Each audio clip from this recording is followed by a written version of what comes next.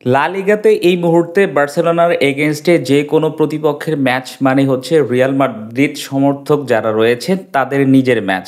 কারণ এই মুহূর্তে রিয়াল মাদ্রিদ ভক্ত যারা আছে তারা মনে প্রাণে চাইছে কোনোভাবে বার্সেলোনা ভুল করুক, কোনোভাবে একটা পয়েন্ট তারা লুজ করুক, কোনোভাবে একটা ম্যাচ তারা হেরে যাক, হয় কোনোভাবে একটা ম্যাচ তারা ড্র করে বসুক। তারা যদি এই কাজটা কোনোভাবে করে, বার্সেলোনা যদি কোনোভাবে ভুলচুক করে, সেক্ষেত্রে কিন্তু ওই পয়েন্টটা রিয়াল মাদ্রিদের ফরে যাবে। কারণ এই মুহূর্তে বার্সেলোনা রিয়াল মাদ্রিদের চাইতে 4 পয়েন্ট বেশি পেয়ে পয়েন্ট টেবিলে টপ করছে, অন্যদিকে তাদেরকে হন্ট করছে রিয়াল মাদ্রিদ। সুতরাং যেহেতু রিয়াল মাদ্রিদ তাদেরকে হন্ট করছে, তার মানে দুই দলই সমান সংখ্যক ম্যাচ তারা খেলেছে, যেখানে রিয়াল মাদ্রিদ 32টা ম্যাচ খেলেছে এবং বার্সেলোনা 32টা ম্যাচ খেলেছে। এই সমান সংখ্যক পয়েন্টের মধ্যে উভয় দলের পয়েন্টের গ্যাপ হচ্ছে 4।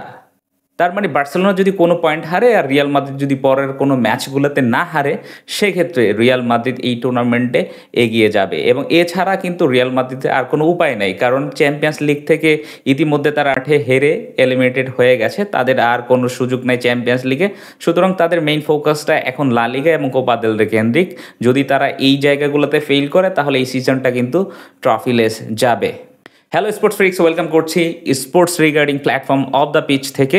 কথা হবে আজকে বার্সেলোনা এবং রিয়াল মায়োর্কার ম্যাচটা নিয়ে, যেই ম্যাচের কিছু স্ট্যাটিস্টিক্যাল প্রিভিউ আপনাদের সামনে আনরাভেল করব, যেই জায়গাটাতে বার্সেলোনা কোন কোন পয়েন্ট থেকে স্ট্যাটিস্টিক্যালি অনেক বেশি এগিয়ে থাকবে আর রিয়াল মায়োর্কার এগেনস্টে, সেটাই এখন দেখার বিষয়, বা সেটাই আমরা এখন দেখার চেষ্টা করব। নাম্বার 1, 2009 সালে লা লিগাতে রিয়াল মায়োর্কার ঘরের মাঠে বার্সেলোনা হারার পর এই পর্যন্ত বার্সেলোনা টানা 17টা ম্যাচ খেলেছে রিয়াল মায়োর্কার এগেনস্টে।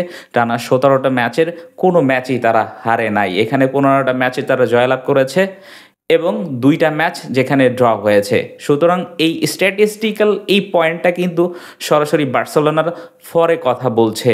নাম্বার 2, নিজেদের হোম ম্যাচে বার্সেলোনার রিয়াল মায়োর্কার এগেনস্টে 9 ম্যাচেসের একটা আনবিটেন স্ট্রিক তৈরি হয়েছে, যেই জায়গাটাতে বার্সেলোনা 7টা ম্যাচ জিতছে, 2টা ম্যাচ ড্র হয়েছে।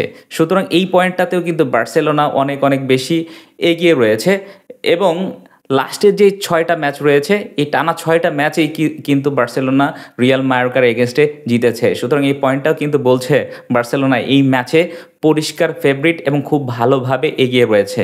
নাম্বার 3, লা লিগায় বার্সেলোনার সবচেয়ে পছন্দের প্রতিপক্ষ হচ্ছে রিয়াল মায়োর্কা, যেখানে বার্সেলোনা গোল করতে পছন্দ করে।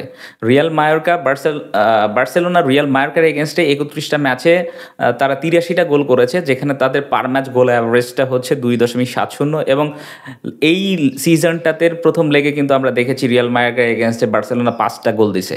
সুতরাং এই জায়গাটাতে কিন্তু বার্সেলোনা খুব ভালোভাবে রিয়াল মায়োর্কাকে ডমিনেট করছে এবং তারা যে গোল করে, তাদের জন্য যে সবচেয়ে সুইটেবল অপোনেন্ট হচ্ছে রিয়াল মায়োর্কা, সেটা কিন্তু এই পয়েন্টটা দেখে অনুমেয়। এবং আজকের ম্যাচটাতে যদি রিয়াল মায়োর্কার এগেনস্টে বার্সেলোনা শুধু গোল করতে পারে, তাহলে কিন্তু তারা একটা রেকর্ড স্পর্শ করবে। সেটা হচ্ছে তারা লেভান্তের এগেনস্টে 32টা ম্যাচ খেলে 95টা গোল করেছিল।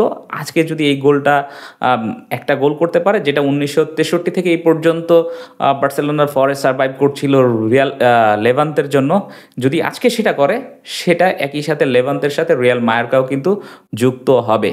নাম্বার 4, সবচেয়ে ইন্টারেস্টিং পয়েন্ট, যেই পয়েন্টটাতে বার্সেলোনা তাদের হোম ম্যাচে, মঙ্গলবারের হোম ম্যাচে লা লিগাতে 20টা ম্যাচের কোনোটা ম্যাচেই হারে নাই। তারা 15টা ম্যাচে জয়লাভ করেছে এবং 5টা ম্যাচ সেখানে ড্র হয়েছে। এবং অন্যদিকে রিয়াল মায়োর্কা মঙ্গলবারের অ্যাওয়ে ম্যাচে 7টা ম্যাচের মধ্যে 5টা ম্যাচেই তারা হেরেছে এবং 2টা ম্যাচের মধ্যে একটা ম্যাচ তারা জিততে পেরেছিল এবং একটা ম্যাচ ড্র হয়েছে। সুতরাং এই পয়েন্টটা কিন্তু এই যে সংস্কারের দিক থেকে হলেও কিন্তু বার্সেলোনার ফরে যাচ্ছে।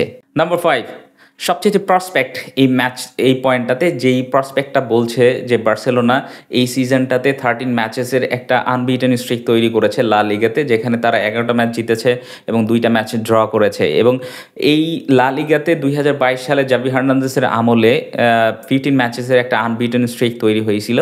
তো এই 15 ম্যাচেসের আনবিটেন একটা স্ট্রিকটা যে আছে বার্সেলোনার প্রিভিয়াসলি, ওই স্ট্রিকটাকে যদি স্পর্শ করতে চায় বা ওই স্ট্রিকটাকে যদি ওভারকাম করতে চায় তাহলে কিন্তু আজকে এই ম্যাচটাও বার্সেলোনার জন্য গুরুত্বপূর্ণ। বার্সেলোনাকে এই ম্যাচটা জিততে হবে।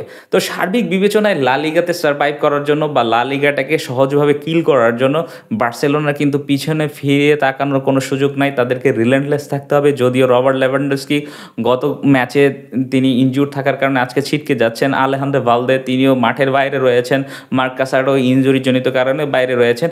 সুতরাং তাদের যেই সামনের স্কেডিউল সব কিছু মিলিয়ে বার্সেলোনাকে চেক অ্যান্ড ব্যালেন্সের মধ্যে থেকে এই যে স্ট্যাটিস্টিক্যাল প্রিভিউ আপনাদের সামনে আনরেভেল করলাম, এই বিষয়গুলোকেও ক্যাপিটালাইজ করে হলেও এই ম্যাচটা আজকে জিততে হবে, কারণ mighty Real Madrid is changing then.